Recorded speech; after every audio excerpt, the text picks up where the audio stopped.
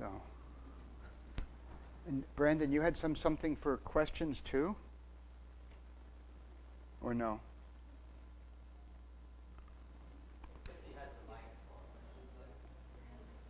Ah.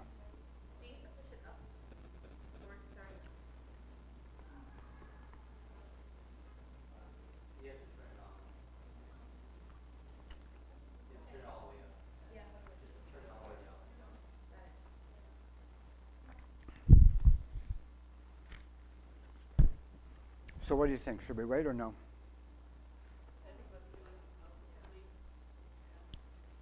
Okay. So,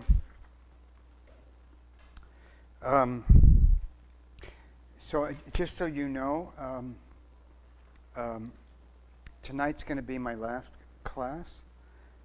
Jed's going to take over this class because I'm just too overwhelmed, and I can't give it the proper attention and take the class proper attention. So I'm backing away from teaching the remainder of this, and Jed's going to take over, which is great, and maybe Lama Lauren as well. And then I'll come back in a few months when I get past this stage. It's really been crazy for me. So I appreciate that. So I want to make tonight really good. So do we have anybody online?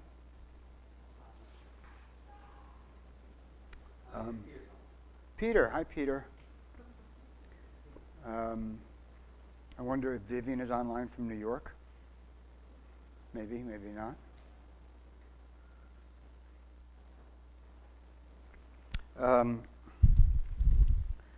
Okay, so you ready, Brandon? Okay.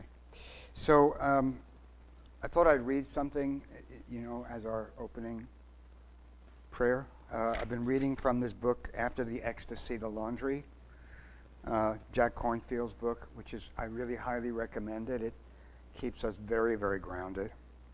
And this is a chapter, I thought it was in keeping with what Lama Ji is teaching. The chapter is called Nothing and Everything, the Gate of Emptiness. You live in illusion and the appearance of things. There is a reality, but you do not know this. When you understand this, you will see that you are nothing. And being nothing, you are everything. That is all. And that is Kalu Rinpoche who said that. And I wanted to read two others because they come from different traditions. Jewish mystics describe this experience. He's talking about the experience of seeing God outside of personification. So when the source of creation is personified, it is given names like Allah, Brahma, or God. The divine source can also be experienced outside of personification, and he gives a few examples, Kornfield. So this is Jewish mystics describe it like this. Out of emptiness, God has made the world. It exists in the heart of God alone. To know our place, we must again become as nothing. And then what is holy will move through us and illuminate all that we do. And then the last one is from Angelus Silesius, a Renaissance Christian mystic. God, whose love and joy are everywhere, can't come to visit unless you aren't there. I thought was really nice. It's like a haiku. God, whose love and joy are everywhere, can't come to visit unless you aren't there. So that's our opening. Meditate on that. So, who's doing the homework? You're doing the homework? You're doing the homework? Okay, just quickly for you then. There's a question that was on last week's homework, I think, about the Jonamba group. Jonanda or Jonamba? You don't remember. But I hadn't explained it. actually neither Geshe-la hadn't explained it either. He didn't explain it until the following class. But during Tsongkhapa's lifetime, there was a movement led by Jomnamba, who was a great scholar, and he said that the third turning of the wheel should be taken literally. This is for your answer, for your homework.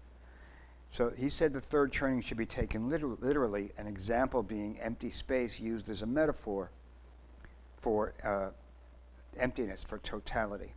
The absence of any physical obstruction. As I move my hand, the empty space is still there that my hand was in. But he also said emptiness is a positive thing. He described it as a self-standing thing, like your mind. Your mind is emptiness. Or this phrase, the opposite of all that it is not. The opposite of all that it is not. Whichever way you phrase it, it's a positive. It's a thing. It's a thing that is the opposite of all the things that it isn't. And you can't have it both ways. Yeah, I was going to say, is this coming from the standpoint of the mind-only school? No. This is from this other school, and it was a question on the homework, so I wanted it to be addressed.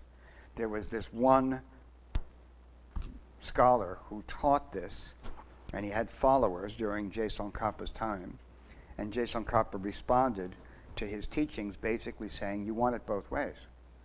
You want to say that mind only is right, that emptiness is the absence of any, like empty space, it's the absence of something, the absence of, in the case of empty space, a physical obstruction.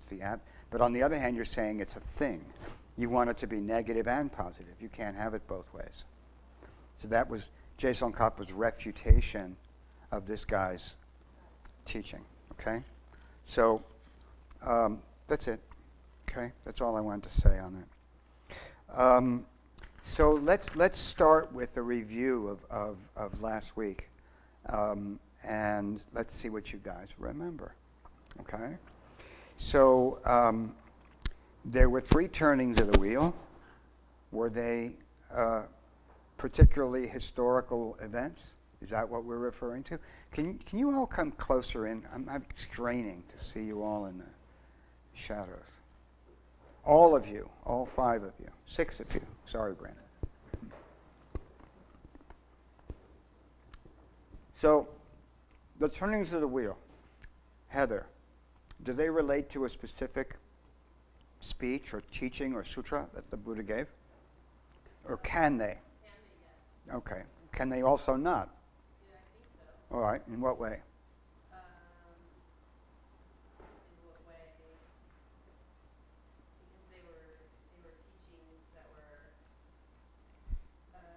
they were teachings given many different times, I think, in different versions and different sutras.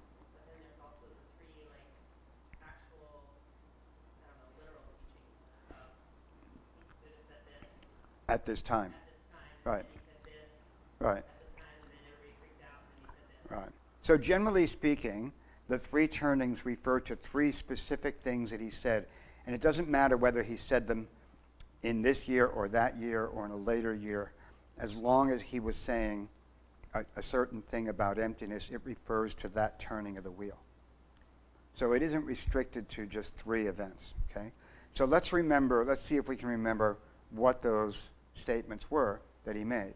So who can tell me what the first turning of the wheel, very briefly, broadly, what was it he said? Everything exists in the way we think it does. Everything exists and has a nature of its own.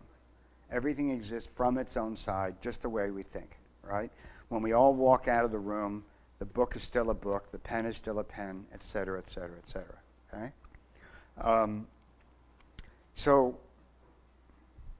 Well, this is a little complicated, but let me tell you this. So mind-only school uses the term that things exist by definition, and that in the first teaching, first turning of the wheel, Buddha taught that things exist by their own nature. They exist by definition. Can you remember what we mean by existing by definition? I gave some examples. Tiffany? Anybody? Fire exists by definition because it's hot. So we say that the nature of fire is to be hot, all right? The nature of steel is to be hard. The nature of ice is to be cold. The nature of a flu is to be a pain in the butt, all right? Doesn't mean it defines it like flu is, the scientific definition, or fire is gases that ignite, and that's not what we're talking about. They have some nature of their own, okay? It has its own nature of being something from mind-only point of view, right? Is that different than saying a thing has a self? What do you think?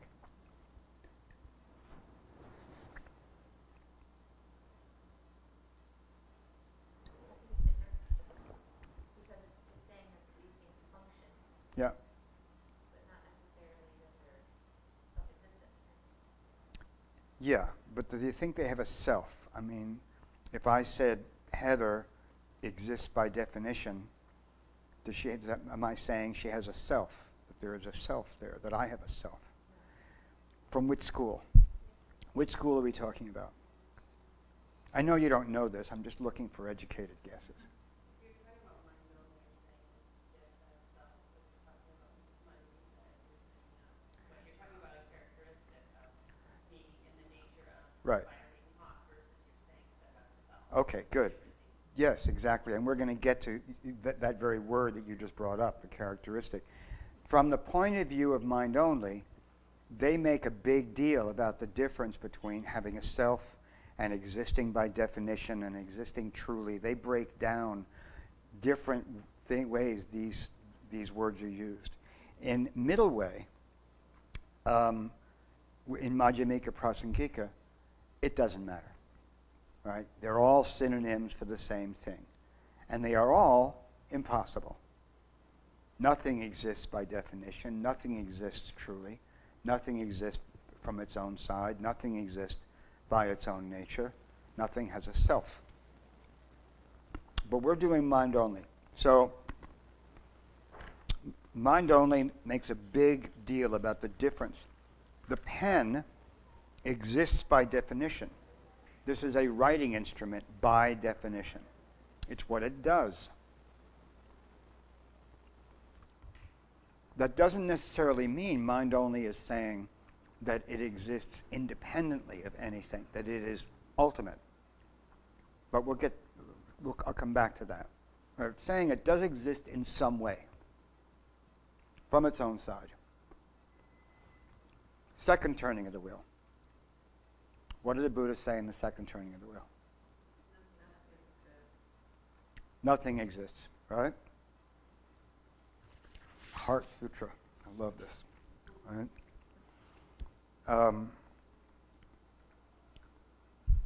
Your body is empty. Emptiness is your body. Emptiness is nothing but your body, and your body is nothing but emptiness. The same is true of your feelings and your ability to discriminate, etc., etc., etc. Nothing ever begins, nothing ever ends, nothing is ever impure, nothing ever becomes pure. No nose, no eyes, no mouth, no ears, etc., etc., etc. So he went to completely other extreme, right? Nothing has any nature of its own. In fact, these things don't even exist. So, okay. Then there's the third turning of the wheel. So what triggers the third turning? Anybody remember? A question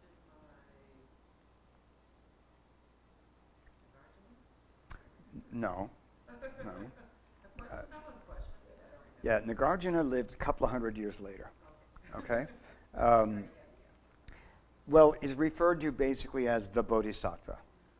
Okay, there is a name. I can't remember it right now. It's a long name. I gave it to you, but it's not important. It's the Bodhisattva. It's known as the Bodhisattva's question. Okay? So somebody poses a question. The question being, what the heck did you mean? You said one thing and then you said another. What's going on? So this is called the turning of fine distinctions. Okay? He begins to make distinctions, the Lord Buddha, between what exists and what doesn't. More specifically for this class, when he was being literal, when he was being figurative. Okay? So, was the second turning of the wheel literal or figurative? Depends on the school. For the mind-only school, was it literal or figurative? Literal. The second turning of the wheel was literal for mind-only. You sure?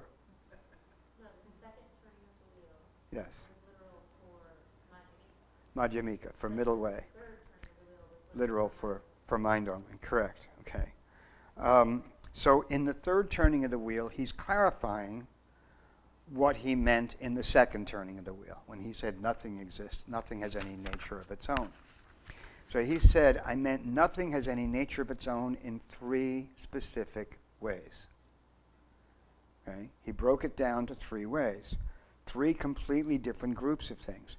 Who can remember what the first group is? Let's drop the Tibetan. All right? But it's kontak, yes, constructs. Yeah, same idea. Constructs. You could also say labels, right? The way we think about something. Nominal, as in name, right? So all these are synonymous in what we're talking about, okay? So when you hear in other classes and other teachings, you know, that it exists nominally, that something exists from middle way, that something exists when we label it as something, that's the same idea. It's a construct. It's a construction of your mind, okay? Don't begin to think of a construct as something unique from everything else. It's another word for what we've been talking about, everything you've heard for a long time, all right? So it's a construct. So what's an example of a construct? What's an example of a completely imaginary thing? pink elephant. A pink elephant in the room, right, okay? A horned rabbit, right? Any of those things are imaginary. A six-legged purple elephant running around in the room right now, you know, rampaging through the place, completely imaginary. This is the construct, right? Are all constructs like this? What other kind of construct is there? Something that, like me, I made glory. Okay, so a construct that has some corresponding reality, right? So a rampaging elephant in the room, or a horned rabbit, doesn't have anything connected to it that we can point to, right, in reality. Small r, reality, right? But, you know, a woman named Heather, that's connected to this person sitting over there, right? So there are two kinds of constructs, one that corresponds to reality and one that doesn't, okay? So an example from the film clips that I showed you last week, right, is you could say the construct is this idea that this man is hungry when we put together the shot of the actor and a bowl of soup. Or he is sad when we put together the shot of the actor and a young child in a coffin. Or he is lustful when we put together the shot of the man with some beautiful woman on a couch. Right? That is constructed in our mind, and in fact, in film terms, that has an equivalent idea. It's called a third image. It's the image that exists only in your mind. So it's the same idea. Right? So here it's the same thing. You have the object, Tiffany. You have the subject, me, my eye consciousness, looking at the object, my perception. And then you have something in between us. That's that third image. That's the construct. That's the kuntak, all right? That's the thing that we're talking about that's imaginary. So constructs are archetypes. They are idealizations of something. When Geshe Michael taught the deep dive here, Chidedrak, he used clock as an example. And it took me a while to wrap my head around this thing. But he was talking about how, like, say, when you're a child, right? When you're a baby and your mommy's teaching you words. You're learning to connect objects and words. And one day she goes, clock, clock, right? You're learning this word, clock. And you're going, cuck. No, clock, oh, clock. And you finally click to clock means that thing, right? When you make that connection as a child, that becomes your construct for clock. Not the clock or a clock or that clock or this clock, just clock, just clockness. And for the rest of your life, that image becomes constant in your head. And everything you see, whether it's a bowl of nuts, whether it's a watch, whether it's the clock on the table, you compare to that original construct that you make, right? And you kind of eliminate the stuff that isn't that, and you say, yes, that's a clock. It's got the hands, it's got the shape, it's got the little things on it. We learn to get, modern clocks look more and more abstract. Sometimes they don't even bother with the marks for the hours, and minutes, or seconds, whatever. But we're so used to a certain idea that we can recognize something's a clock even when it doesn't really look like one. So that's this idealization, okay? So from mind-only point of view, and I would think from middle way point of view, that archetype never changes. That archetype never changes. Right? It is an unchanging thing. It doesn't exist. It doesn't exist. It exists only in your mind. It is not a changing thing. It is not a functioning thing. It doesn't do anything. It never changes. It stays the same. All right? When I look at Tiffany and I think a woman named Tiffany, that construct never changes. She may change. She may cut her hair. She may get older, maybe. Her clothes will change. She may put on weight. She may lose weight. So as Heather said, those are what we call characteristics of this object, right? The quality of a woman named Tiffany is the construct that I'm talking about, is what remains unchanged and stays steady. All right? So what if I like Tiffany today and I really don't like her tomorrow? Has that changed? Has that construct changed? Why not? Because she's still that label. So what has changed? The characteristic. Now I see her as this bitch over here, right? Yesterday she was a really sweet person. So I apply that, literally apply that characteristic to this, right? As Geshe Michael said, this blob of flesh over here with 4 limbs and a torso, okay? So do you understand the difference, right? There's a big difference. So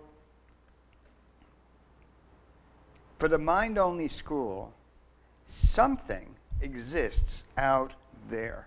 Something that I hang that label onto. Something that I apply that construct onto. And that exists by definition. That has a nature of its own, from mind-only's point of view. Yeah? How is it that a mental thought could be unchanging? Well, think about it. I mean, you carry, it's not that the mental thought is unchanging. I mean, if I have a mental thought that tomorrow I don't like you, that's different than the mental thought that I had today. But it doesn't change. What doesn't change is the woman named Tiffany. I still have this idea of a woman named Tiffany. That is what's unchanging. Right? This is still a pen. Pen is what remains unchanged. Every time I see these, I'm going to think pen. I may hate pens tomorrow because I'm a failed writer and I never want to see another goddamn writing instrument for the rest of my life. What about when you become Well, Still, I'll let you know when I become enlightened. What do you mean when you become enlightened? doesn't the construct change then? That's an interesting question. I can only say that I would think, well, I can only say at the moment that you recognize what it is for what it is. I mean, they say that when you are awake, that you can see both deceptive reality and ultimate reality at the same time, simultaneously. So you would be able to look at this and see that construct for what it is and recognize its emptiness, see its emptiness, and see its, its other identity. It's a deceptive reality at the same time. So you see the chew toy, the ice pick, you see the pen all at the same time. And you would see that it's nothing but empty. That it is just, depending on the school we're talking about. Right. But if we're talking about middle way, you're seeing parts within parts within parts within parts, and you realize that this doesn't exist. Let me come back to that, because there's something I want to say along those lines, okay? But is everybody with me up to this point? Okay. So mind only says this pen or this body here sitting in front of me has a nature of its own, that it exists how? What is that nature? How does it exist?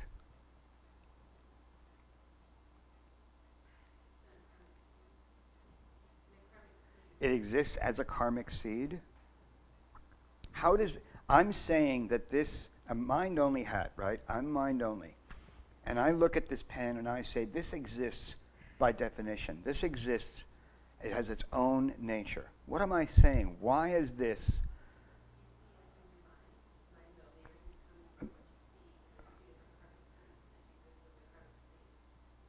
You just said no, you're completely wrong. Let me repeat what you said, okay? You said mind only, everything comes from your mind. That's the first thing you said. The second thing you said is there's two different karmic seeds. That's wrong. Okay, they're both wrong. Mind only is not saying everything is in your mind. It's all illusion. Nothing exists out here at all. In fact, they're saying something very different. They're saying something does exist out here.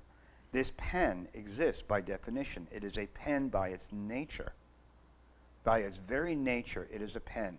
When a tree falls in the woods, does it, and nobody's there, does it make a noise? From mind-only point of view, yes. It has a nature of having weight and making this noise. This has a nature of being a writing instrument. So that's the first thing, all right? Let's get back to the karmic seeds in a minute, okay? Couple of minutes. But let's get back to that. Please remind me if I forget that because I want to make a point about that. But right now we're talking about how does this exist from a mind-only point of view? How does this exist from its own side? Or how does this have a nature of its own? How does this exist by definition? How? Okay, let me give it to you, okay? It exists dependently on its causes and conditions. All right? It exists dependently on its causes and conditions. 99% of the phenomena in your world, and we've named only a few things that might not be that, like empty space, all right? 99% of everything exists dependent on causes and conditions, all right?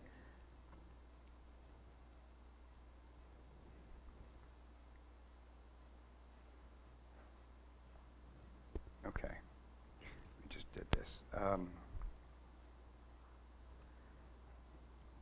So it comes from its own side through its own unique way of being, and its own unique way of being is dependent on its causes and conditions. Now, I'm going to expand on this as we go, because then we're going to talk about what are those causes and conditions, and how do we define that, depending on whether it's mind-only or middle way. Okay? But it exists dependent on its causes and conditions. So it does exist, but it exists in a certain way. Now, my middle way will also say it exists, but it exists let me rephrase that. Both schools will say, yes, this exists, but it doesn't exist the way you think it does. I mean, you've heard this before. This is the middle way, but why are we called middle way? Because it's middle way between two extremes of complete nihilism, nothing exists, and absolutism, everything exists exactly the way we think. It's a middle way. But it never, ever, no Buddhist school that I'm aware of says nothing exists. This pen doesn't exist, Tiffany doesn't exist, I don't exist. Nobody that I'm aware of says that. Right? What it does say is it doesn't exist the way you think it exists. Now, then the question is, well, how does it exist? Well, it depends on which school. All right? Middle way will say one thing, mind only will say another. So we'll start to break that down again. All right, this is stuff you had, but I'm going back over it again. So mind only, it comes from its own side through its own unique way of being. So does that pink elephant running around the room or the woman named Tiffany have its own unique way of being for the mind only school? I'll repeat. Does that imaginary pink elephant or this woman named Tiffany exist from its own side with its own unique way of being for the mind only school?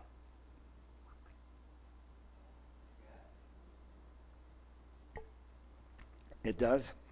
How so? Beg your pardon? They're both constructs, correct. Kind of got yourself in a corner there, Brandon. So if they're both constructs, how can they exist by definition from their own side? They don't exist at all. They're imaginary. Both of them are imaginary. So how could they possibly exist from their own side with their own unique way of being? They don't. The answer is no. Okay? They do not. They only exist in your mind, all right? But this pen does exist by definition for the mind-only school because it comes from its own causes and conditions. It was made in a factory. It writes, right? It's got plastic, et cetera, et cetera, et cetera. Somebody manufactured it, shipped it here. I bought it. It's in this room now because I bought it and I unpacked the box. Somebody made the box. All these causes and conditions, right, give this a unique way of being for the mind-only school. Causes and conditions. What are you confused about? So objects are viewed differently or separately than other beings, other people? I didn't say that. You said that Tiffany doesn't exist. I said a woman named Tiffany, or Tiffany, quote unquote, does not exist by definition. That does. This object does. Pen does not exist by definition. Well, that's a fine point. I'm not sure. I mean, if someone had never seen the difference between a man and a woman, and you said woman, that would be something imaginary, If you called this a pen, and someone had no idea, or a dog looked at it, a dog wouldn't know it's a pen, right? This object exists by definition. The name pen, the penness, right, is a kuntak, is a construct, right? A boy named William, a girl named Tiffany, an imaginary pink elephant, all exist only in your mind. The only thing from mind only that does exist by definition is this moving flesh and bones and nerves and blood and everything else moving over here. That exists by definition. Let's not get into parts yet, all right? That's middle way. That's middle way, all right? We're talking mind only, all right? We're not talking about a hand and an arm separate from the head and the torso and where's Tiffany. That's middle way, all right? We're saying that there is a person over here that from mind only exists by definition, that definition being that it's dependent on its causes and conditions. When I label it Tiffany or Heather or Lori or woman, or pretty, or obnoxious, or anything like that. That is the construct, all right? So the construct cannot exist by definition. So this is important to understand this. There is let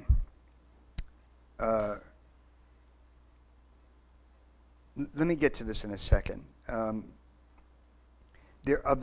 What's the third thing we mentioned, by the way? What's the third group? What's the third category?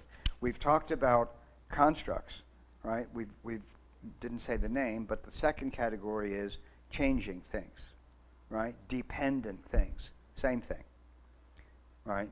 Dependent things, changing things, functioning things, 99% of your world, that's the second category. What's the third category? Or ultimate things, okay? Ultimate. Things that are ultimate. Emptiness. Empty space, okay? And the way that mind only proves that something is ultimate or not is that when you have the experience of the direct perception of emptiness, when you are in that place where you are seeing the true nature of reality, or not seeing but experiencing the true nature of reality, if you are seeing something, then you ain't in it, okay? So, if you're seeing a Starbucks, you're forget the experience. You're not having that experience. It's seeing the absence. It's not even seeing. You can't even use that word.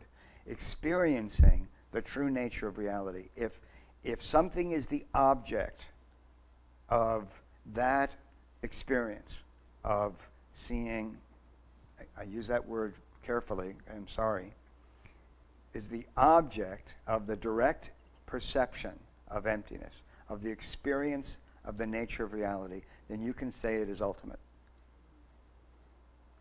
Okay? But like I said before with this school that was floating around during Jason Kappa's time, you can't have a positive and a negative at the same time. You can't have it both ways. You can't say that I've seen emptiness because I saw this ball of light. Or, I get that emptiness is my mind. Or anything like that. Or it is void, it is blackness, it is empty space. I don't mean empty space the way we're talking about it, but it's not a thing. So, okay? So there's three different things that don't have any nature of their own.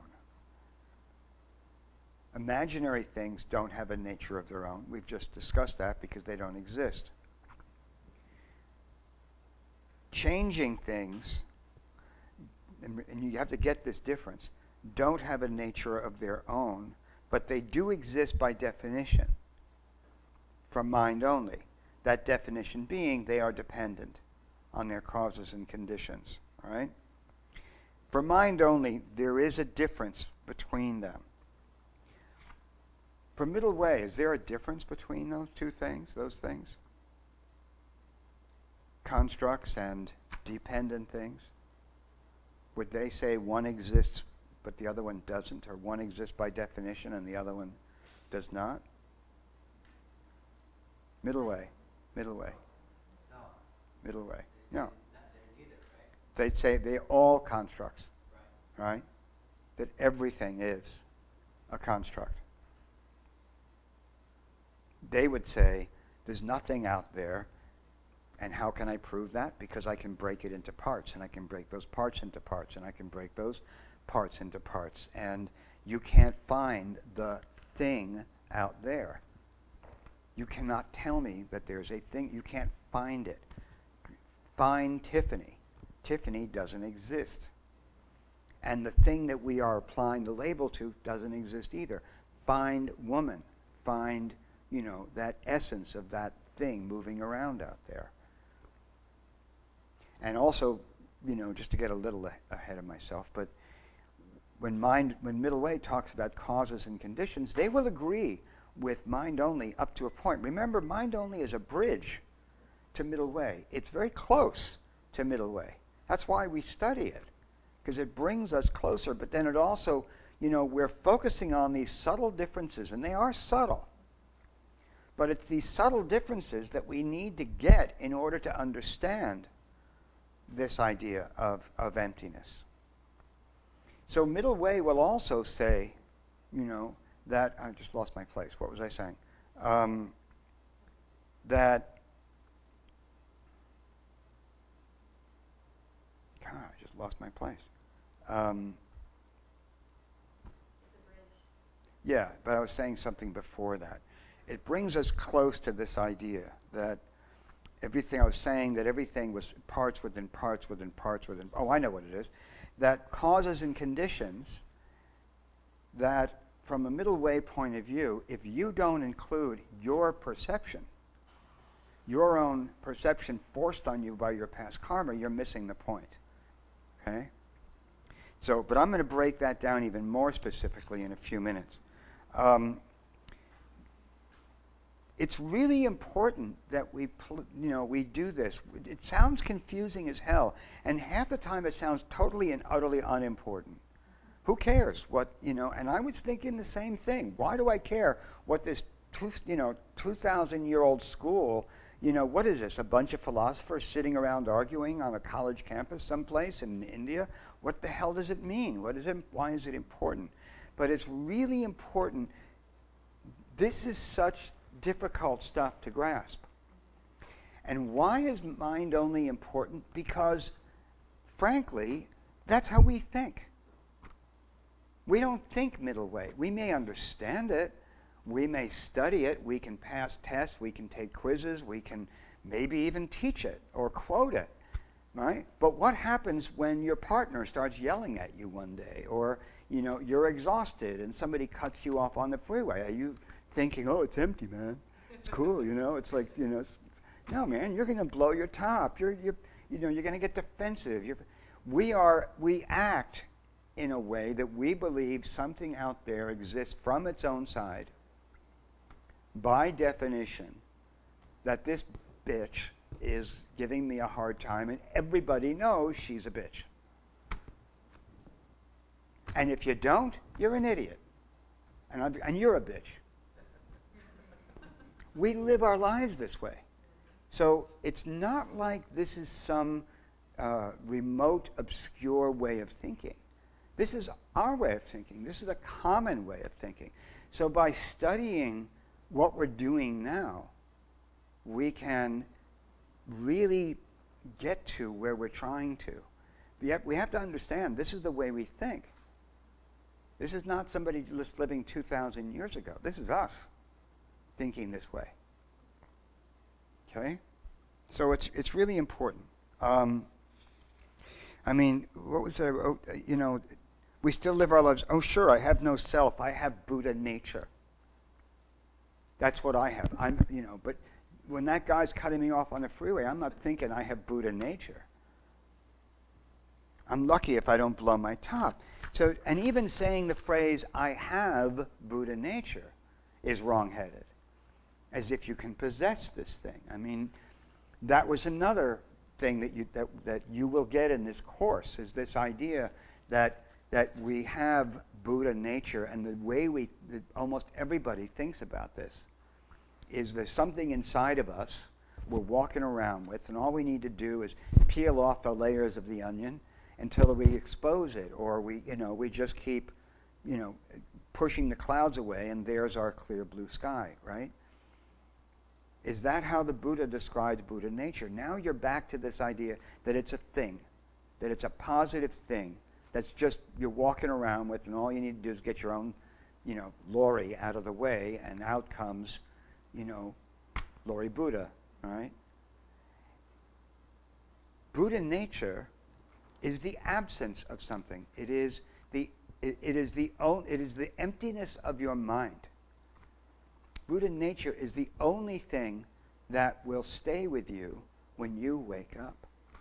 It will be the only thing you have in common with who you are now.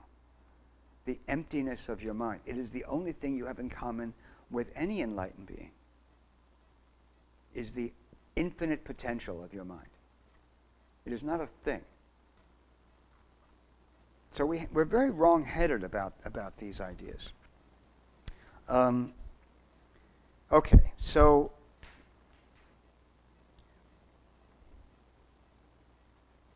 I just wanted to mention something. Because when we talk about things like getting enlightened, waking up and stuff, let me ask you a question. Do you believe that's possible? Do you? Do you believe it? Do you believe it? Do you believe it's possible? Does it sound like, one day you're going to wake up, you're going to have a bump on your head, and you're going to be purple or a rainbow body, and, all that kind of stuff? I mean, I don't know about you. For me, sometimes I think, I don't know, man. Maybe next lifetime. No. I didn't say that. No. Oh. Awakening is another way of saying becoming enlightened, becoming a Buddha. Way beyond the direct perception of emptiness. That's the first step. I mean, are there days when you think this is nuts, I'm never going to get there? Or do you... All right? I mean, even to get to when Lamaji talks, bless you, when Lamaji says, what if enlightenment was nothing more than being content? Even that sometimes seems phenomenally remote, But I just want to share something, especially because I can't teach after tonight for a while. I think I've talked about this before, but maybe not. But I remember this incredible experience I had on the cushion. I don't know how to describe it. I tried to write it down afterwards, and I couldn't. I literally went back like 6 months later and looked at my note, and it seemed so mundane, so like nothing. And it said, there is no flower. That was my note. But had 18 exclamation points after it. But, and I had been doing this meditation that Lama Lauren had given us, that in Bok Jimpa, which I think she's going to teach again. So if you ever get a chance to take that with her, you should. And the meditation was simple enough. It was, where is the beauty of the flower coming from? I was new at this. I was maybe probably less than a year of meditating. And I was doing this meditation over and over. And one day, this was so phenomenal, I literally fell off my cushion. It was like electric shock. I fell off backwards onto the floor. I was so stunned. And again, I can't even say more than there was this incredible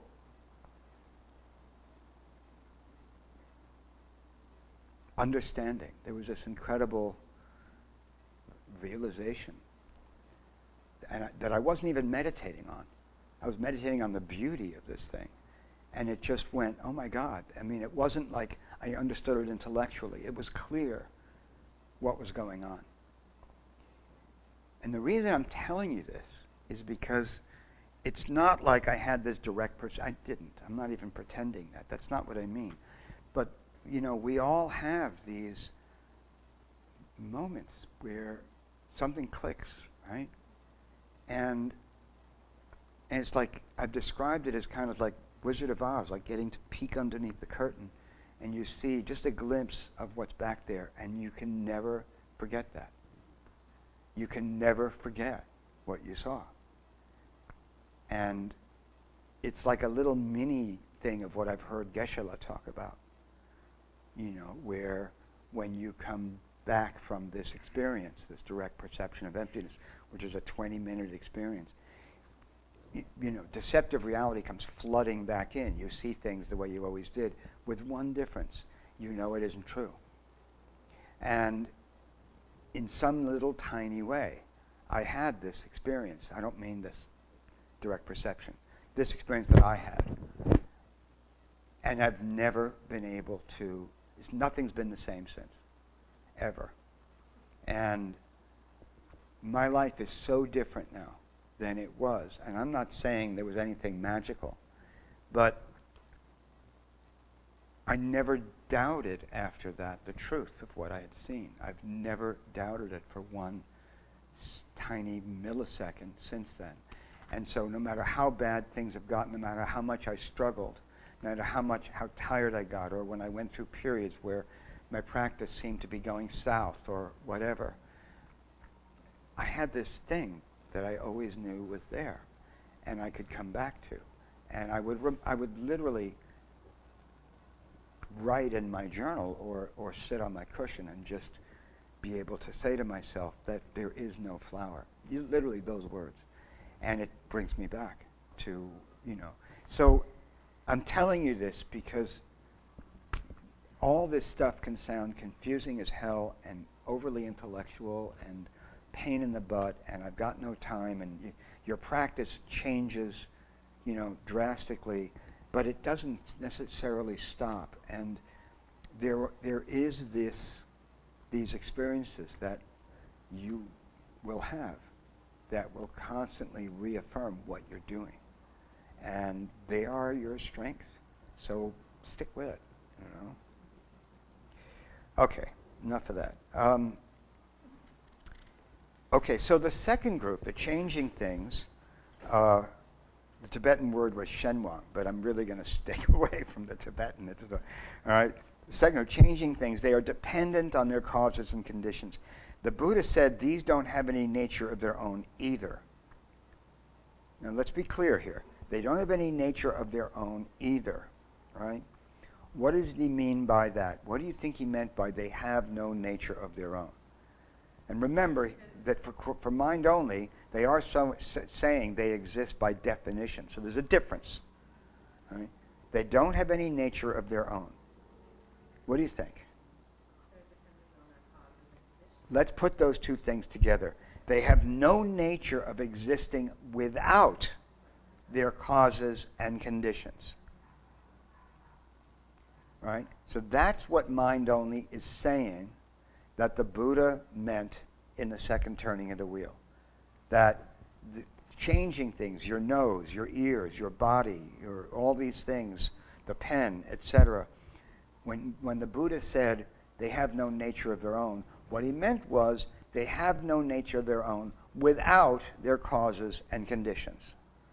He never said they don't exist by definition. They do exist by definition, the definition being they exist with causes and conditions. Make sense? Tiff? When you're saying causes and conditions, you're saying their causes and conditions? Yes. The object's causes and That's right. conditions, From or mind the only. perceivers? No. That's middle way. Right? Mind only. Mind only is saying this object has its own causes and conditions. Its own. Its own. The perceivers. Yes. Okay. Right?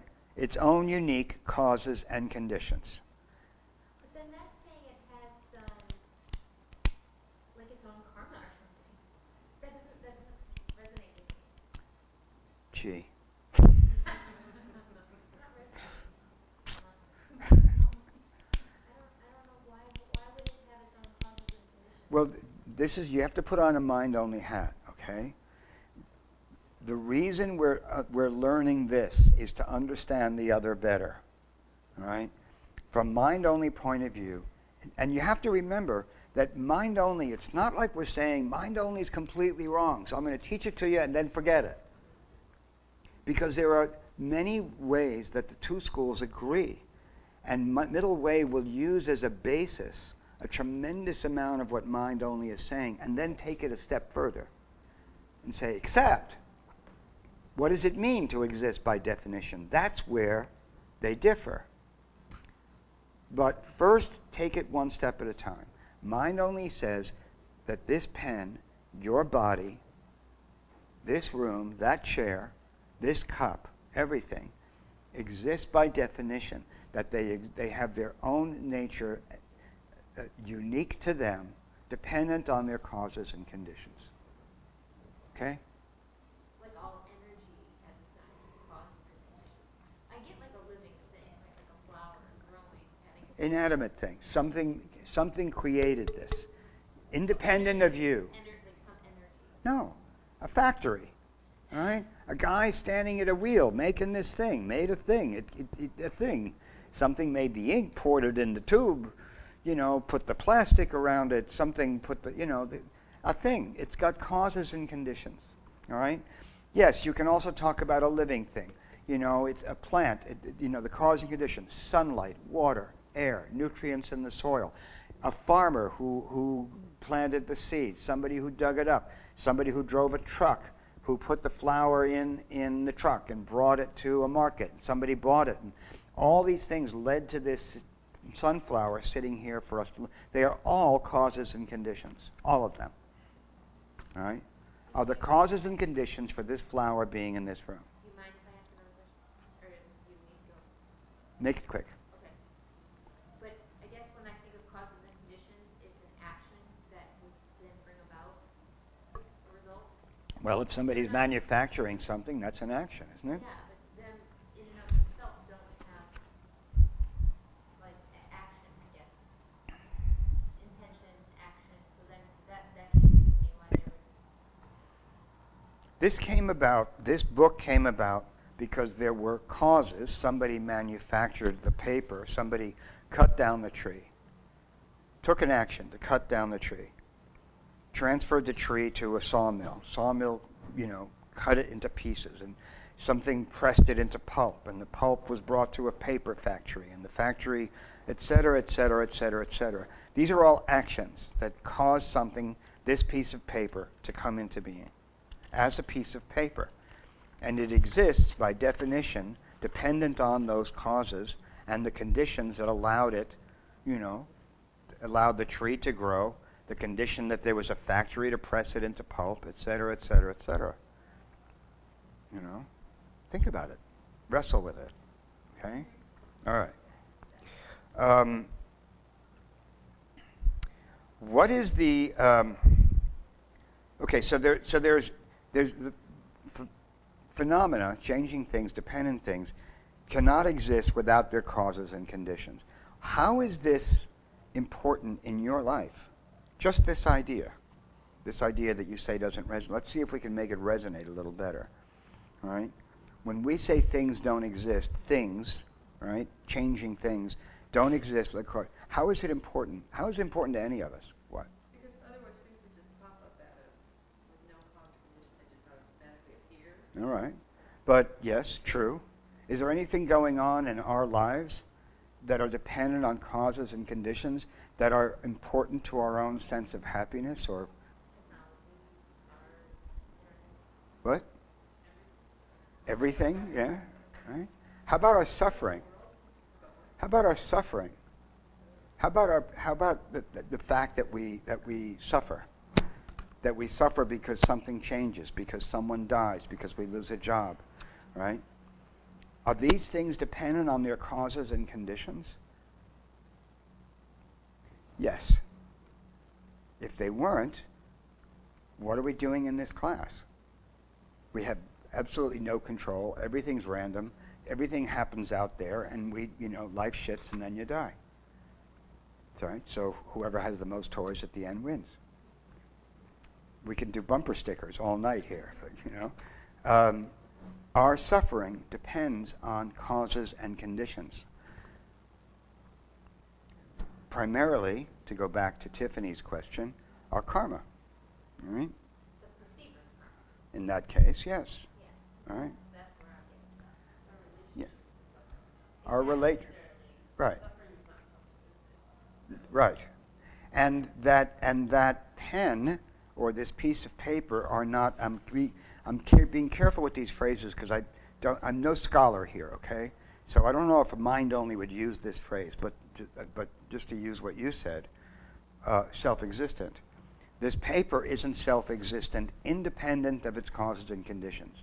So the factory and the truck and the pulp mill and everything else that created this paper, what we're talking about equates with what causes our suffering, the causes and conditions that create our own suffering.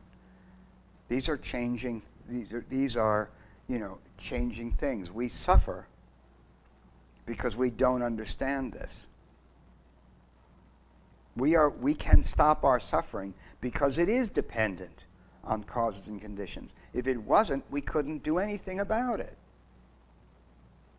So it's important to understand this idea, okay? It's caused, all right? Second aria truth. Suffering is caused. Things are caused. Second aria truth, all right? Let me move on. What's the difference between the construct of Tiffany and the dependent thing that is Tiffany? Is there a difference?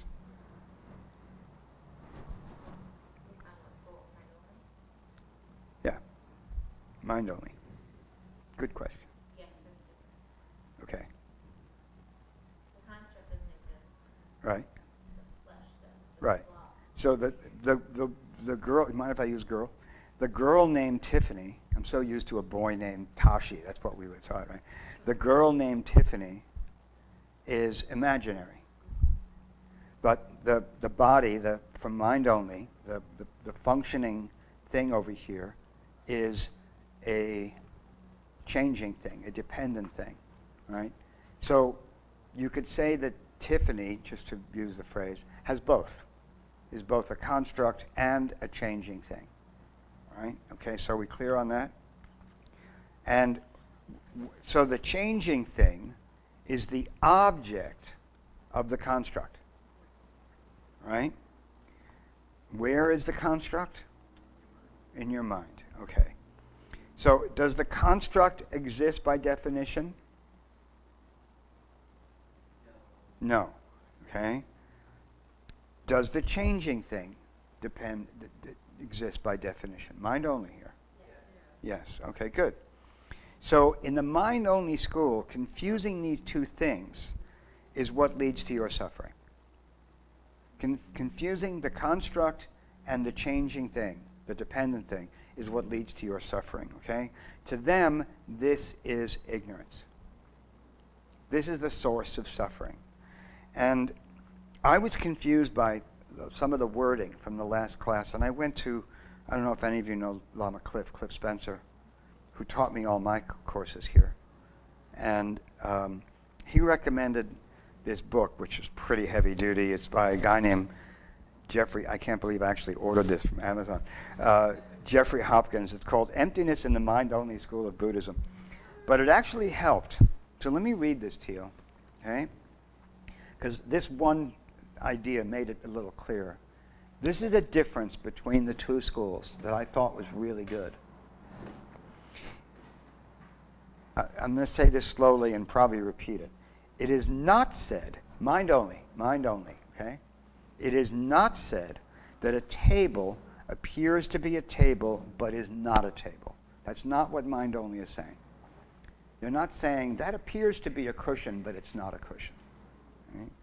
Rather, the table appears to be falsely distant and cut off from the eye consciousness and the eyeball of the that is perceiving it. This is what Heather was referring to earlier. Okay, this idea of different karmic seeds. Now I'm going to get back to what you said. Right? The table appears to be separate. In his book, distant, falsely different, and cut off from the eye and the eye consciousness of the perceiver. Right? It appears that way. The table exists, but not how you think it does. You've heard this phrase before. For the mind-only school, what that means is the table exists. Now I can't read my own writing. It exists, but it exists by definition, dependent on its causes and conditions. Okay? And it and the I consciousness, the object and the subject in this case being the eyeball, literally, the physical eyeball, and the what mind only calls eye consciousness, come from, Heather, the same karmic seed. That's what mind only says. That Starbucks cup and me perceiving that Starbucks cup come from the same karmic seed. That the object and subject come from the same energy, let's call it. Okay? My past karma. You could almost say they come from similar stuff. Though it's not saying it's all in the mind. It's got to be really clear on that. Mind only is not about it's all in your mind. What it's saying is that ignorance is not understanding that there is no separation between the object and the subject. They come from the same karmic seed. And middle way agrees with this. What it doesn't agree with is what this existing by definition means, that it exists by definition. And there is, middle way agrees with this in that it comes from the same karmic seed. But there is a very subtle difference, and this is not something I can tell you. You need to, this is like a Zen koan. There is a subtle difference between saying that the subject and object come from the same karmic seed and saying the object exists only through my perception forced on me by my past karma. And you have to wrestle with that. Okay? Yes. There is a subtle difference between saying that the cushion and my eyeball and my eye consciousness coming from the same karmic seed. There's a difference between that and saying that the cushion exists through my perception forced on me by my past karma.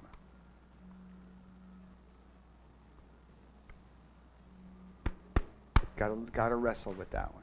Okay? It's really subtle, but it's important. Okay. So One mind only and one middle way? yes. Okay. Yes. Mind only would say both come from the same karmic seed. Yes.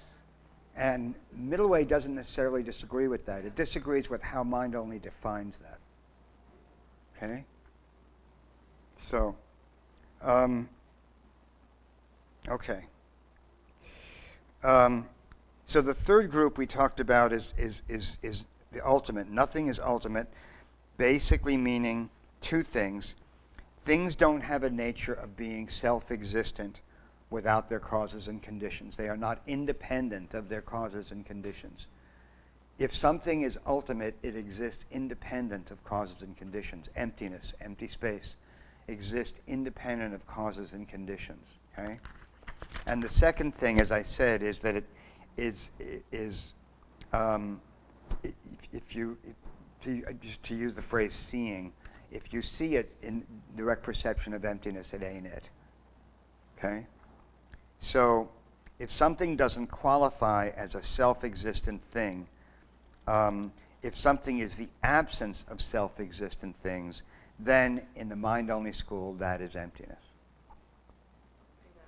If something doesn't qualify as a self-existent thing, meaning existing independent of causes and conditions, if it doesn't qualify as something existing independently of causes and conditions, then that is emptiness. Then it's not emptiness. If something does qualify as existing independent of causes and conditions, then that is ultimate. All right? Okay. So just to go back over these again. So the first thing Lord Buddha meant when he said nothing is any nature of its own, the first thing he meant was constructs. All right? They have no nature of their own. They're imaginary things. The second thing, changing things, dependent things, the very stuff that's in all around your life is full of, that's causing all your pain, they don't come from nothing. They come from something.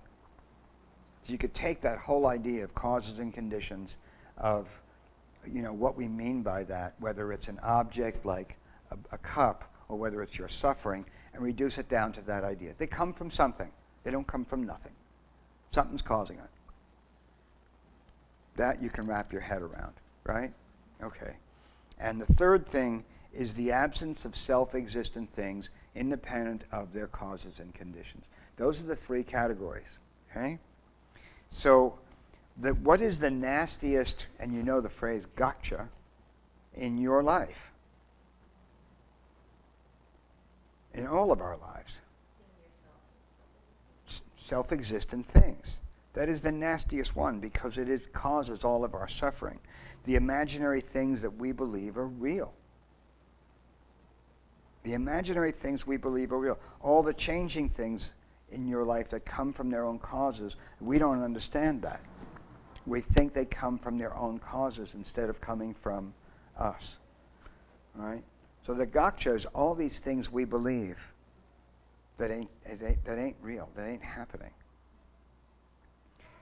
And I thought this was an interesting thing. And if you cancel all the angry bosses in your life, or whatever you want, just as an idea, if you cancel them out, if you cancel out all the bad things in your life that exist from their own side, that's emptiness. That's reality. If you eliminate everything that's from middle way here, middle way, you eliminate everything that's coming from its own side, that's it. So it's not believing in the constructs, or it's not believing, it's separating the construct from the changing thing, right? Yeah. From a mind-only perspective, and just seeing it as a changing thing. From a mind-only point of view, it's seeing the difference between the constructs and the changing things. Okay. Right? So From a middle way point of view, it's seeing that everything is a construct. Because mind only is saying those changing things do have a nature of their own, the nature of being dependent on causes and conditions, independent of you. Okay? All right. So, all right.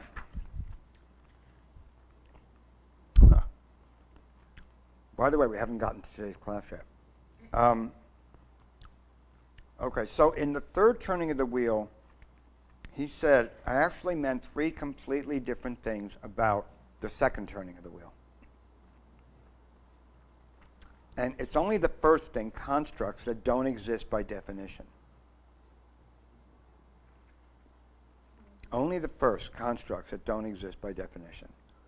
So changing things exist by definition, the definition of being dependent on cause and conditions, and totality exists by definition, the definition of being absent, of being dependent. Right? Okay.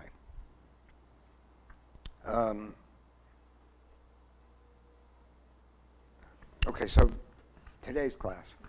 But actually, this is the easiest part. It really is. All right? This should move very fast. Okay, so everything up to now is about the first thing the Buddha said in the third turning of the wheel. Nothing has any nature of its own. That's everything that we've been talking about, okay? So clarifying what he meant in the second turning about nothing has any nature of its own, that he was being figurative in the second turning of the wheel. But he also said four other things. He said nothing starts. He said nothing grows the same. Nothing starts or grows. You should keep this in mind because it'll help you understand what he meant by starts. Nothing starts or grows. Nothing ever stops. Everything is in a state of peace from the very beginning. Everything is nirvana. So, can we repeat those? The other four things he said is, nothing ever starts or grows. 2, nothing ever ends. 3, everything is in a state of peace from the beginning. 4, everything is nirvana. So let's go through them. Nothing starts or grows. Question for you. Does the sun come up in the morning? From our perspective. What other perspective do you have, Tiffany? Not really, though, right? You have my perspective? When you consider that the world is just, or the earth is just rotating, that no, it really Does it- doesn't come up. Okay. Does the sun appear in the sky in the morning? Okay. Okay, of course it does, right? But in the second turning of the wheel, Lord Buddha basically said it didn't. He basically said it didn't. So from mind only, from well, let's say in middle way, what does that mean? That the sun doesn't come up. When he said, he said nothing exists. No ears, no eyes, no suffering. There's no path out of suffering. There's nowhere to go. He literally went through a whole list. I've read it to you, all right? So what could he possibly mean the sun doesn't come up in the morning? From a middle way point of view. Beg your pardon? It doesn't come up the way we think it does. Okay. So it doesn't come up independent of our projections. All right? The sun isn't coming up until I see it come up. All right? So your past karma is forcing you to see it, right? Our perceptions are dependent on our past karma. Yes? If you didn't see it coming up, where would you probably be? You'd be dead. You'd be blind. You'd be in a cave. You'd be in a prison cell with no window. Right? Then your karma is not allowing you to see the sun come up. So you could come up with ways of thinking, how could the sun not come up? Well, it could not come up for me if I'm blind, or if I'm dead, or, if I'm in a cave somewhere, or underground. Then it's not coming up for me. So that's kind of logical. You can wrap your head around that idea, right? Okay. So for mind only,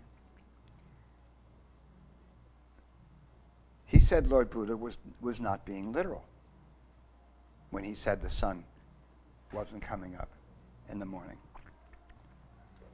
What are you, crazy? Do you think 6 billion people are having some shared hallucination? Of course it's coming up, right? So what Lord Buddha meant from a mind-only point of view depends on the categories. You always have to go back to those 3 categories: constructs, changing things, totality, okay? So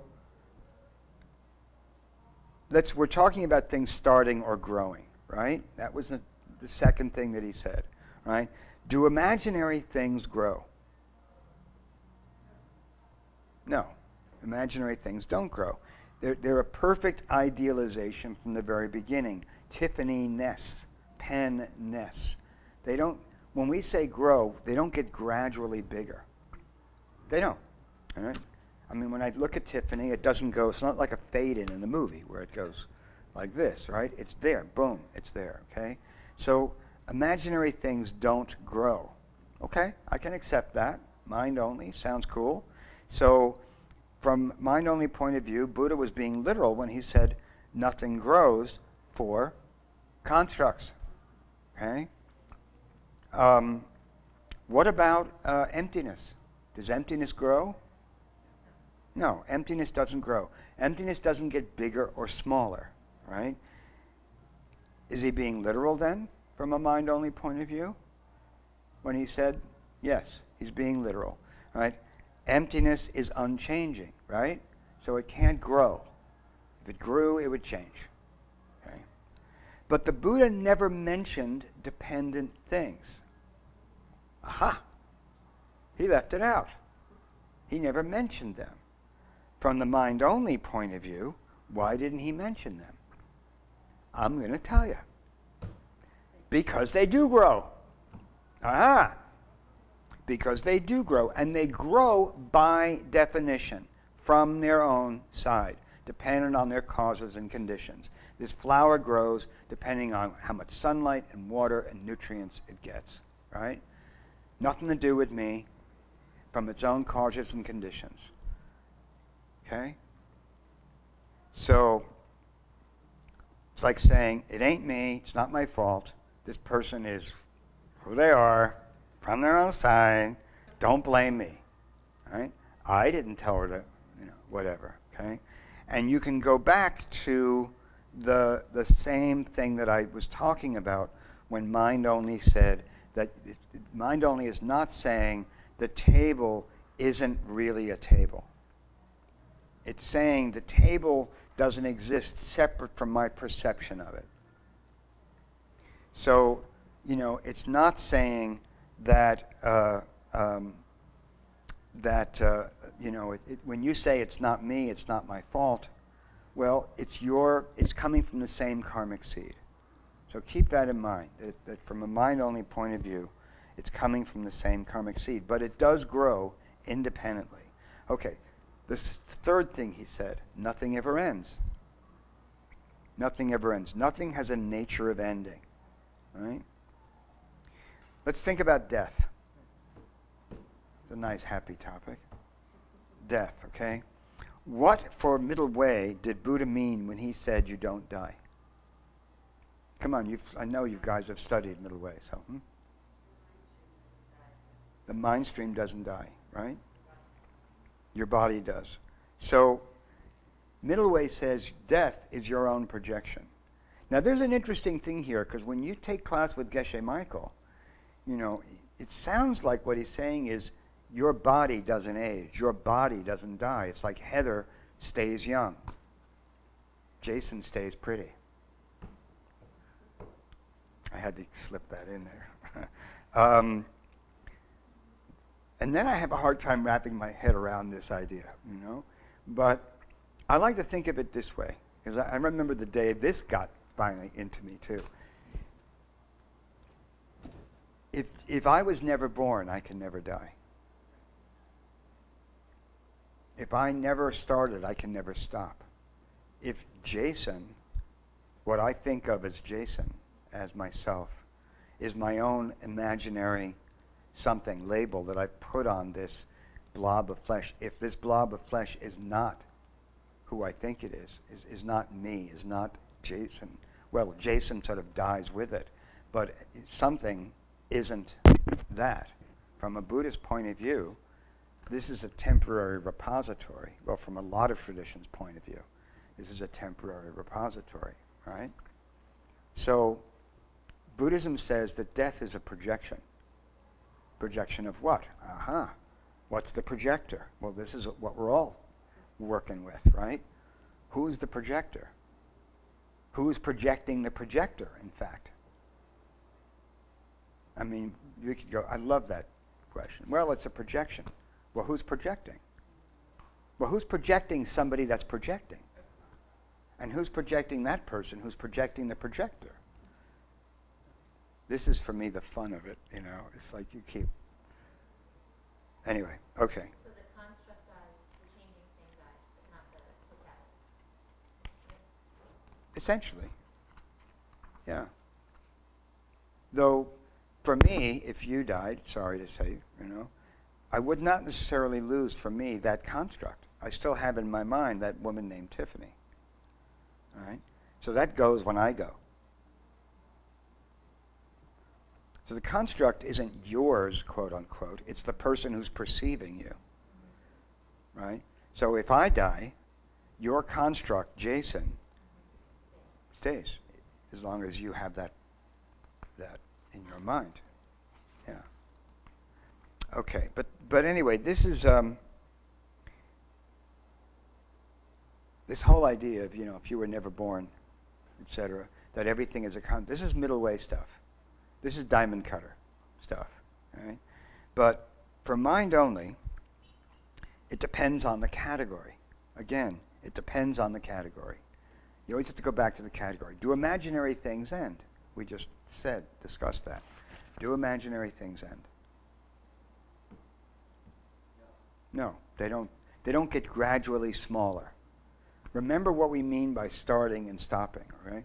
We're talking about something growing and something sort of, let's call it fading away. All right? All right. No. What about emptiness? But would they die when you die? Well, let me finish. I'll get to that, Tiffany.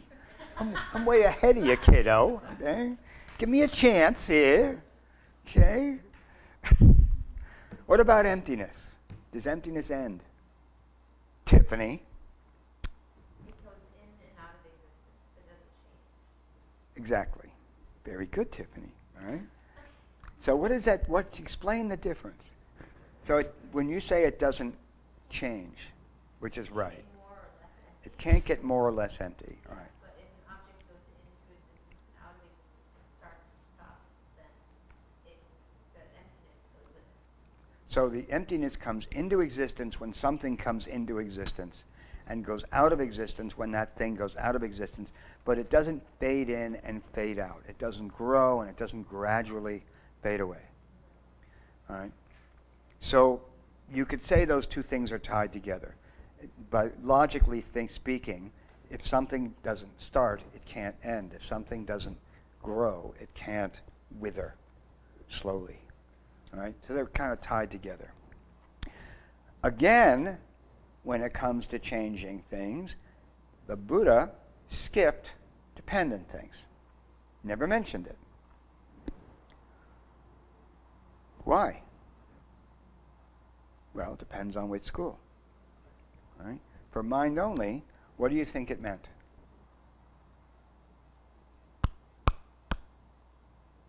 What did it mean when he skipped things don't grow?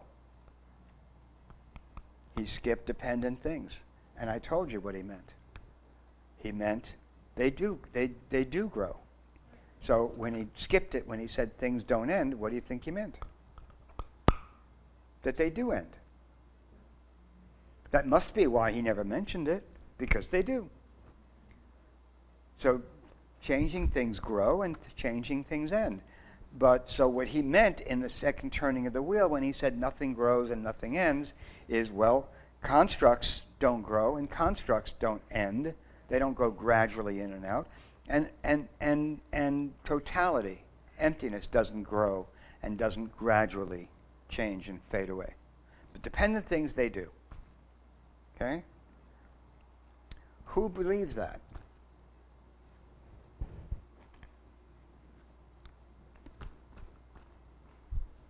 That dependent things, they do grow and they do end. We do. All of us do. Don't you? I do. I mean, you know? I was waiting for the trick part of that question. Well, because we're constantly confusing the construct and the dependent thing. We're constantly confusing these things, right? So these things, this changing thing, I'm really picking on you tonight, this changing thing that I call Tiffany, right? I see growing, fading away, because I confuse these things, and to me it's independent of my perception that she independently is growing and that she's independently shrinking, if you want to use that phrase, right? We believe that. We think mind only. That's why we study this stuff, so we can, it's like looking in the mirror. Well, how am I thinking now? I mean, it's easy, right, when you study middle way to think, well, I'm cool. Now I think that, nothing exists by definition. I understand everything is. That's how I think.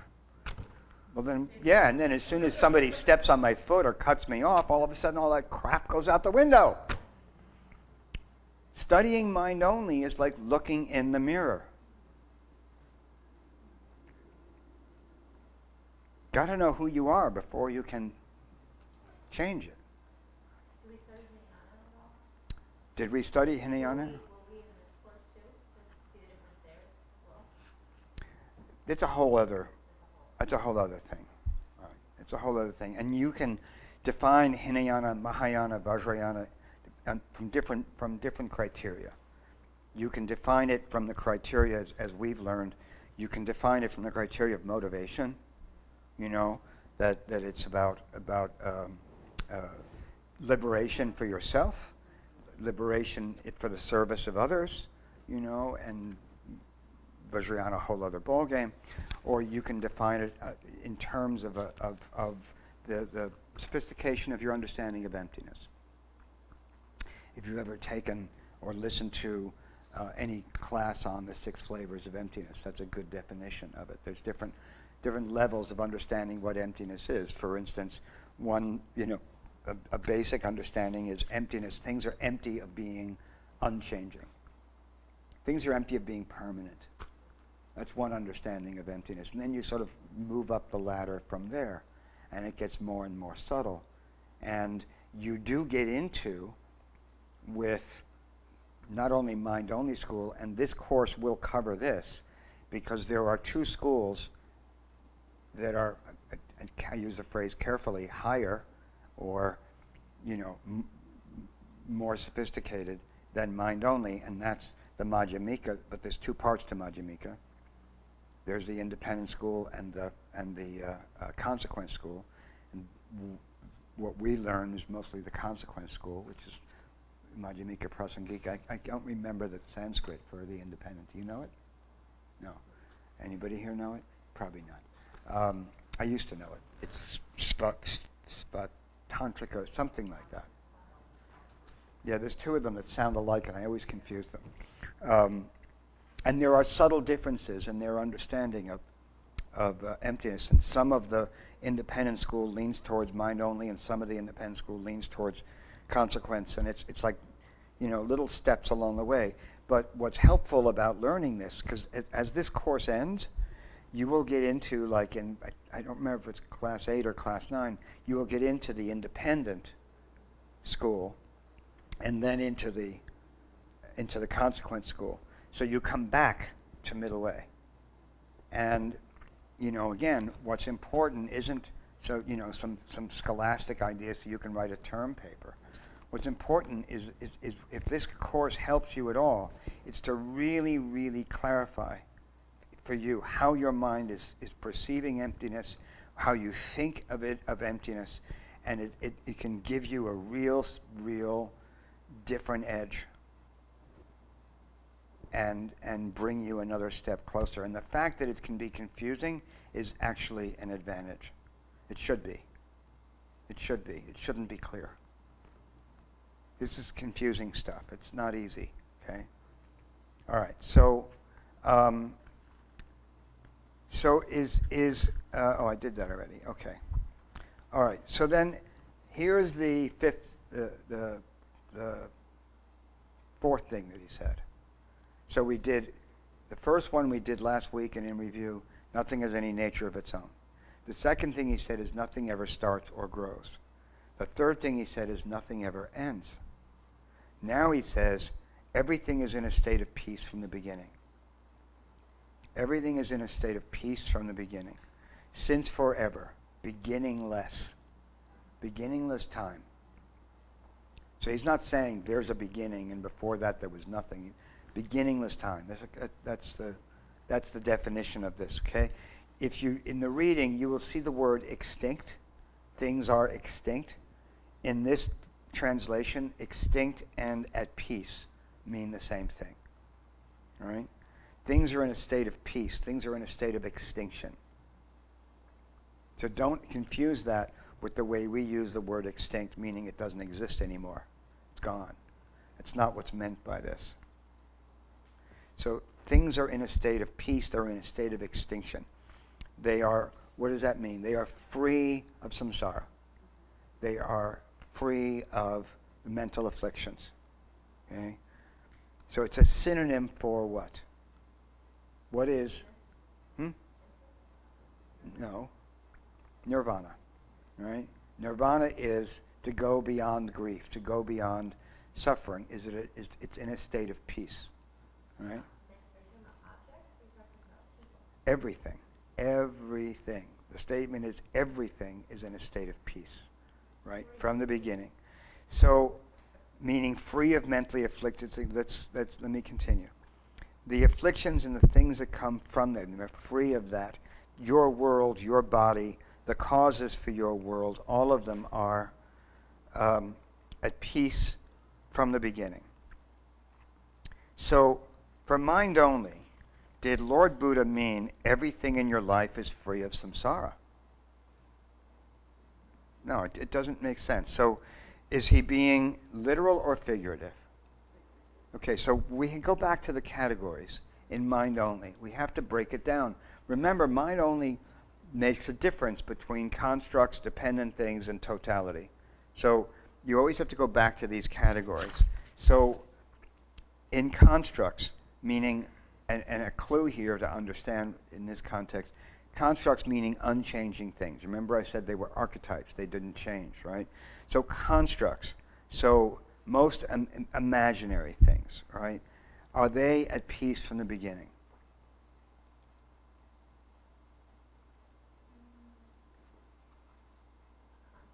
Yeah. They don't exist, so.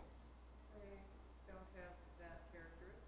They don't have any characteristic. Okay, but are they tied to mental afflictions necessarily? Do they suffer from mental afflictions? They don't suffer. No, they do not. Correct.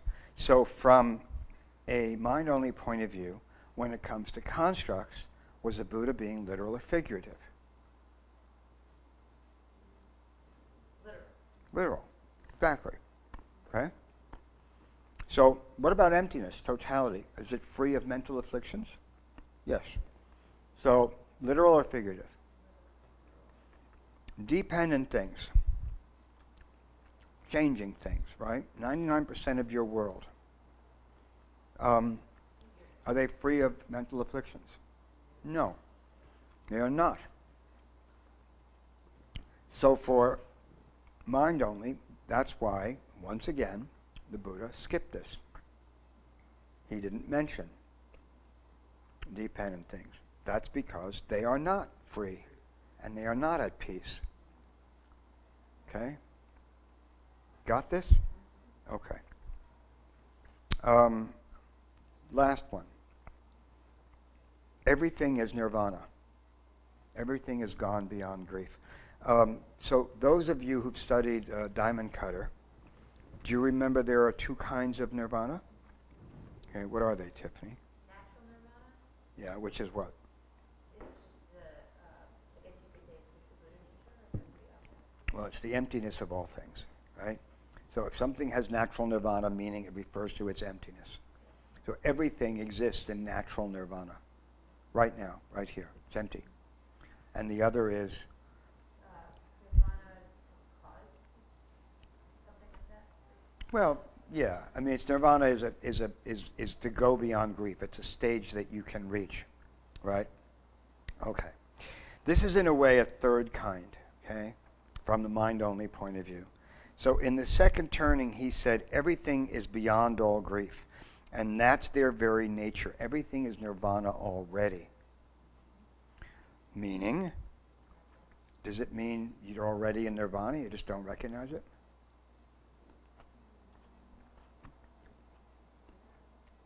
No? Meaning you're having a root canal tomorrow? Does that feel like nirvana? I mean, you're certainly not experiencing life as nirvana, right? So grief is a code word for the mentally afflicted side of things, for samsara and the causes for samsara, right? So for mind only, what did Lord Buddha mean? Let's go back to the categories. I feel like I'm on a game show. Let's go back to the, whatever, what is that phrase? Let's go to the, come on, what is it? What's that from? Let's go to the, oh, it's a sports show or something. Let's go to the scoreboard, whatever, okay? Constructs. So are they free?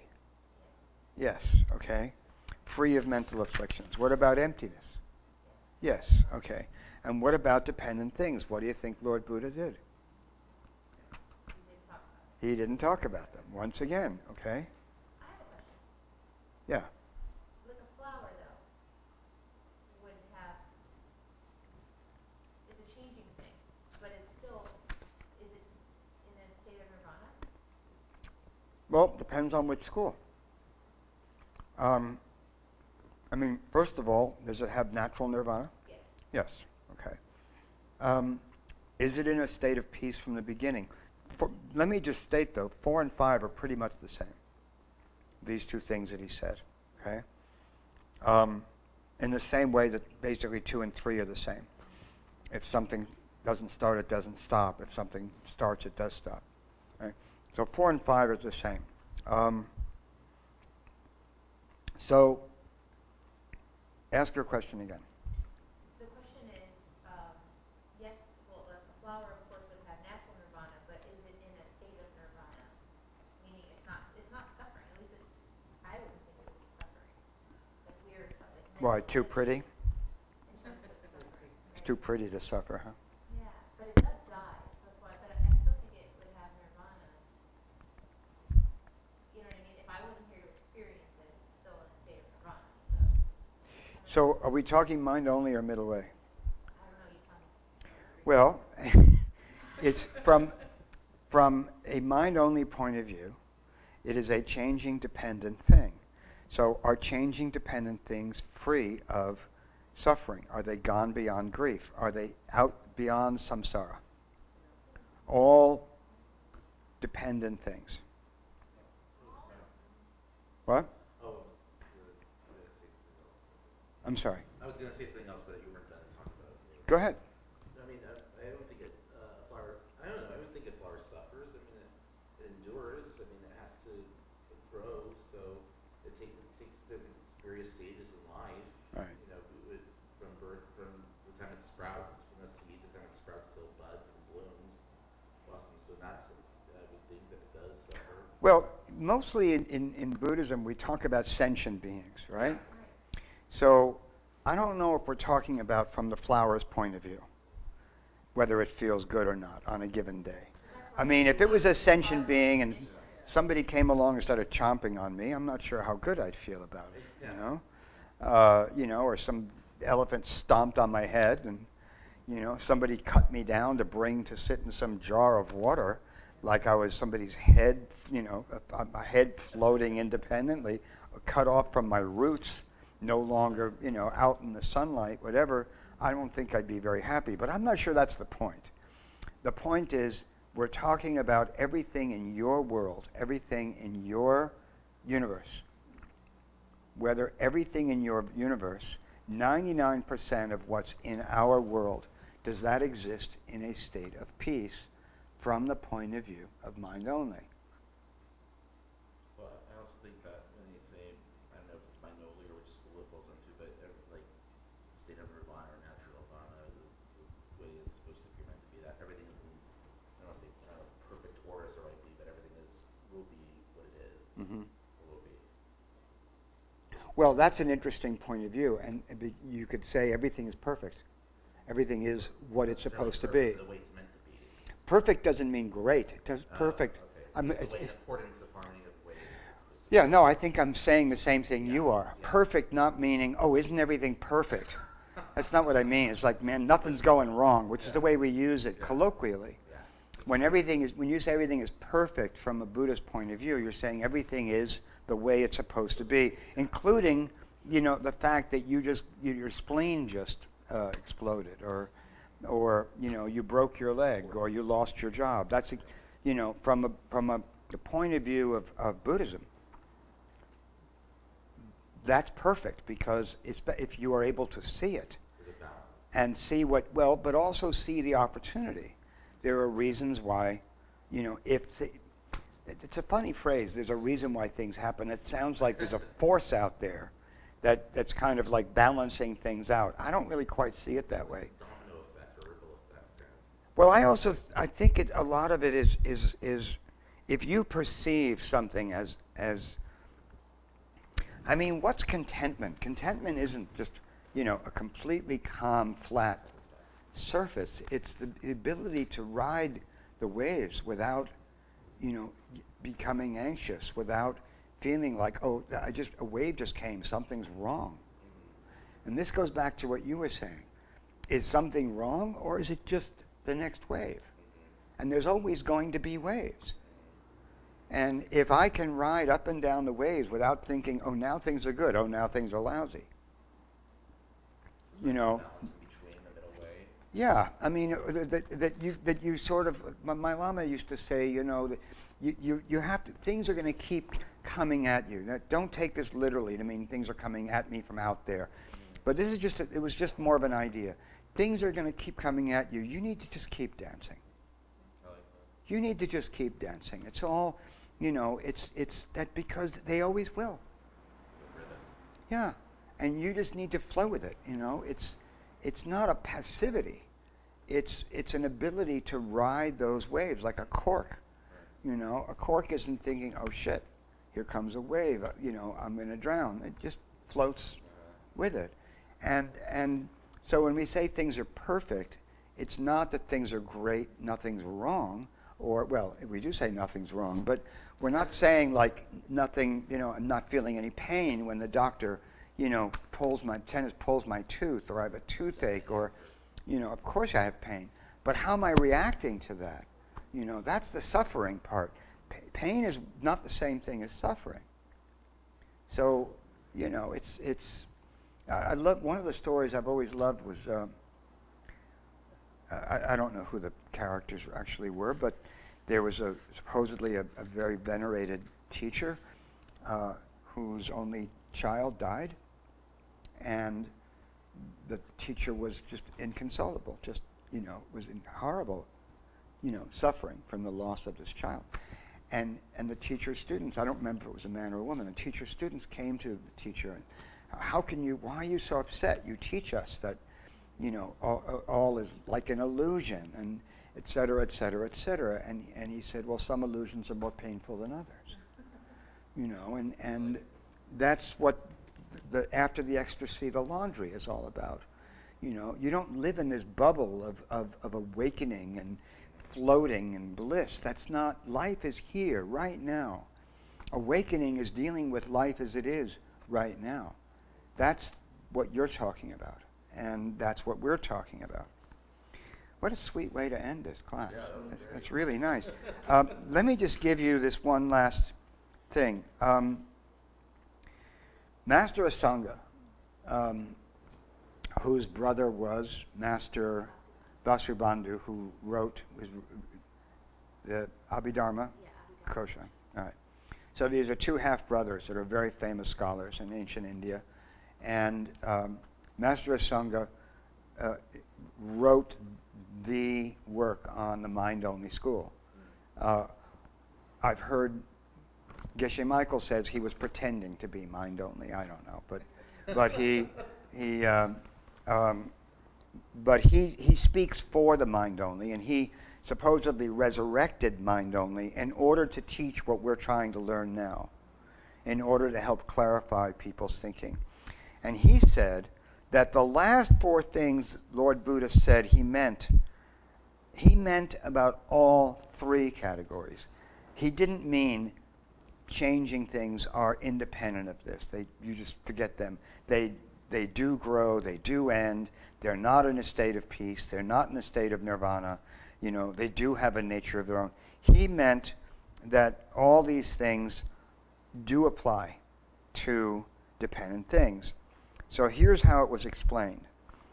Do changing things start and stop or not? For mind only, yes, they do, dependent on their causes and conditions, right? If causes are there, they start. So how can you say they don't start? How can, Master Asanga says, so how can Lord Buddha say they don't start?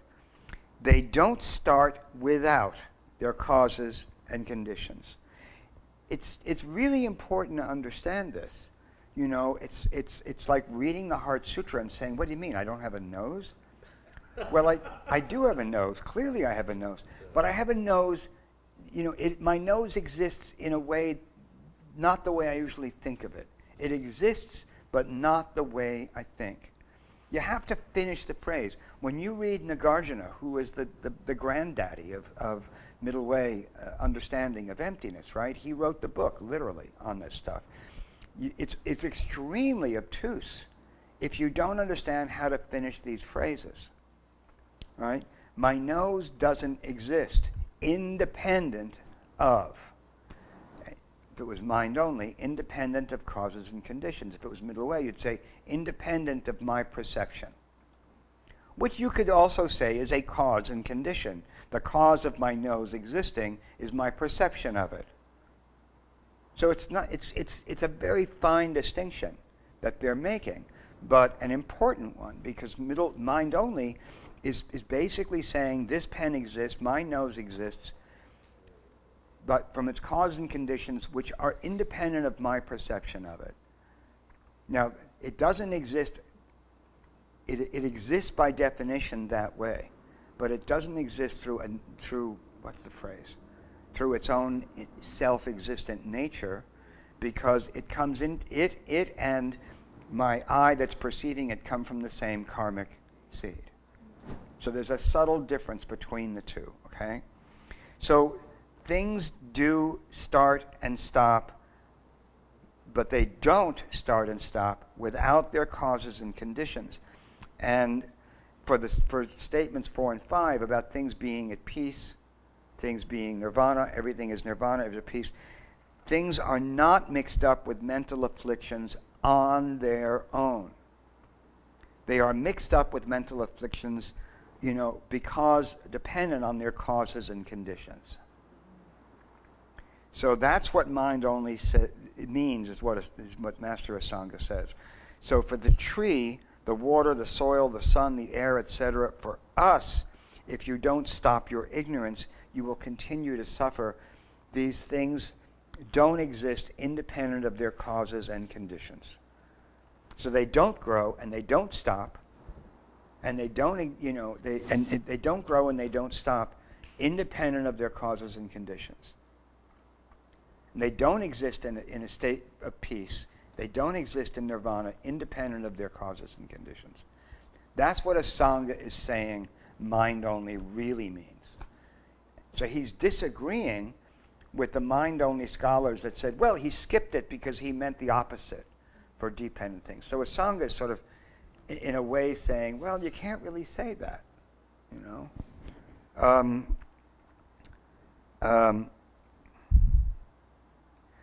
So for Tiffany, this is for Tiffany, so this is a kickoff. There's a homework question. Check out some of these statements. Don't you love this stuff? It says, there's a question about emptiness doesn't grow or stop, or emptiness doesn't get less or more. And there's something in a sutra. I love this line. All right, emptiness it continues in the time of changelessness, up to the time of unshakable unshakability. That's your homework assignment? It's one of the homework questions. Emptiness continues in the time of changelessness, up to the time of unshakable unshakability. According to Jason Kappa, what that means is, as you both said, emptiness goes in and out of existence with the object that is empty. It doesn't grow, it doesn't stop, but it does come into existence from at the beginning of the object and goes out of existence when that object goes out of existence. That's a homework question for you, okay? The emptiness has been there since the pen began. What? Yeah, that's an interesting thing to say, because if you say that emptiness is dependent, then it's a changing thing. Yeah, I mean, if it's dependent, then you're making it a positive. You're making it a thing that's dependent. And emptiness isn't a thing, it's the absence of a thing. Your perception of the pen is dependent.